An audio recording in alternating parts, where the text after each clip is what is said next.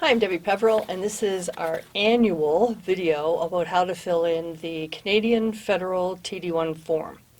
So the TD1 Form has to be done each year by everyone who is an employee.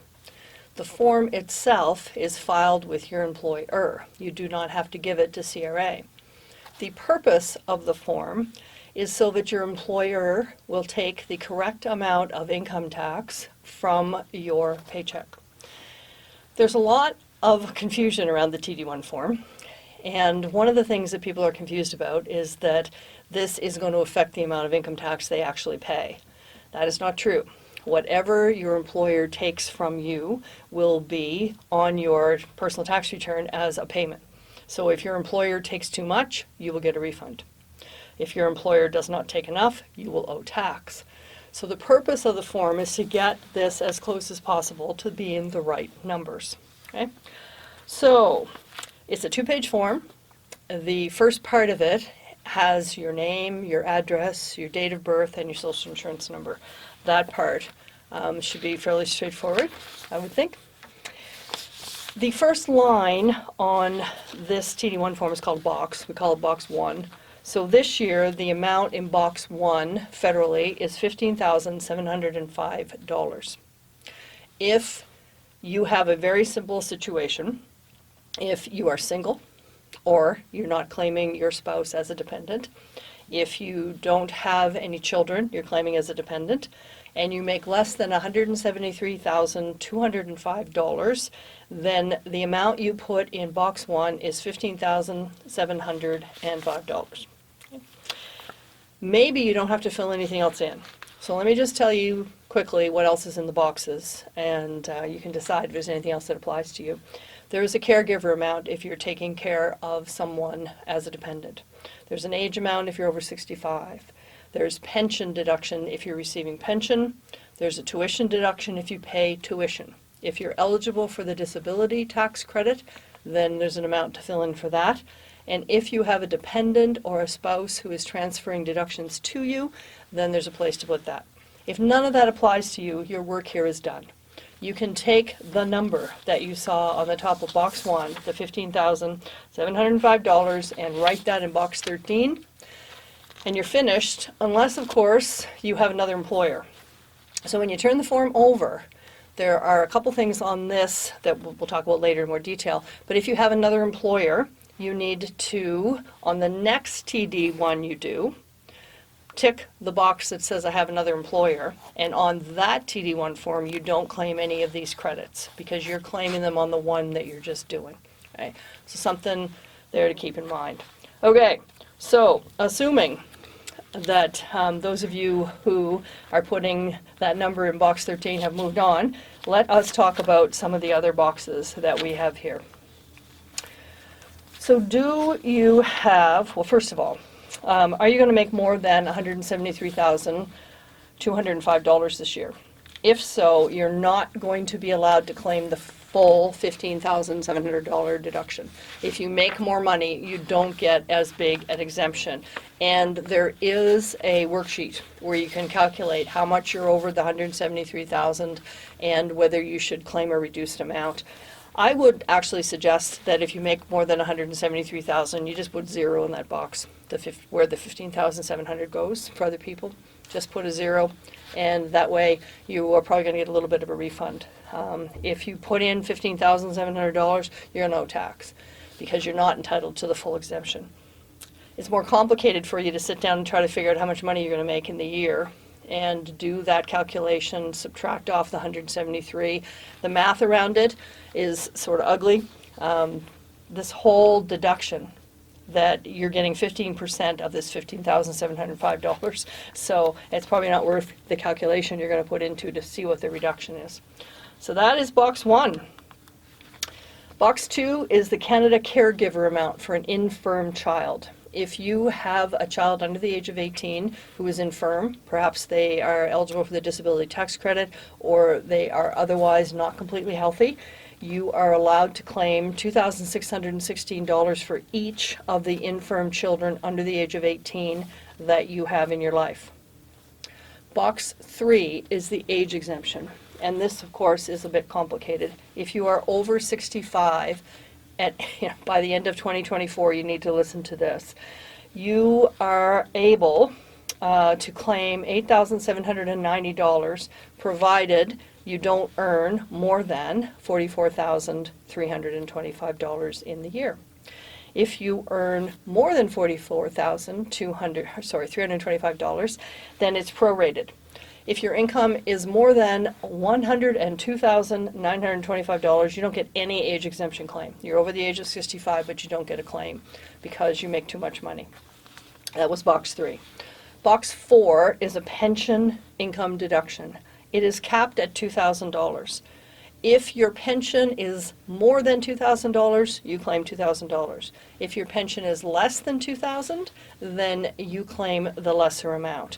And, of course, Canada Pension Plan, CPP, Old Age Security, OAS, and the Guaranteed Income Supplement don't count as pension. So this is an employer pension or, in some cases, RRSP. Box 5 is your tuition. This is the tuition you yourself pay. And the amount you're allowed to deduct has to be more than $100. So if you paid for something less than $100, you can't deduct it. And it is the amount that's going to show on your form T2202A, which you get from the institution where you paid the tuition. That amount is, completely deductible from your tax return. Box 6 is a disability tax credit. So you have a disability tax credit if you have applied for one. You have to fill in a form, which can now be done online, and a doctor has to also fill in the form to say that you're disabled. And typically this is blind, deaf, confined to a better wheelchair, or having mobility issues, cognitive issues, that type of thing. So you take a look at that form. If you think you qualify, you have to apply for it. If you haven't applied for it, you can't claim it on your TD1 or on your personal tax return. Box 7 is if you are supporting a spouse who does not have much income. If their income is more than $15,705, then you're not going to have a claim for them. So if your spouse earns less than that, you can claim the amount that is the difference between their earnings and $15,705.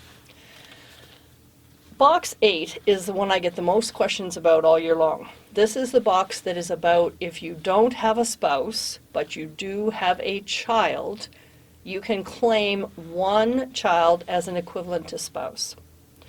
So this situation only applies if you have a child that you are supporting under the age of 18 and you don't have a common law spouse or you're not married. You can only claim one child no matter how many kids you have because of course it's an equivalent to married, and you can only claim one spouse, so you can only claim one child. Box 9 is the Canada caregiver amount, which is for your spouse. So we talked about the caregiver amount for your child. This one is for your spouse. If your spouse is infirm, then you have a larger deduction. And of course, if your spouse makes money, then you don't get to claim this one. The box 10 is caregiver amount for dependents who are over 18. So we spent a lot of time on this form talking about caregivers, either for children, for spouse, or for other people who are over the age of 18.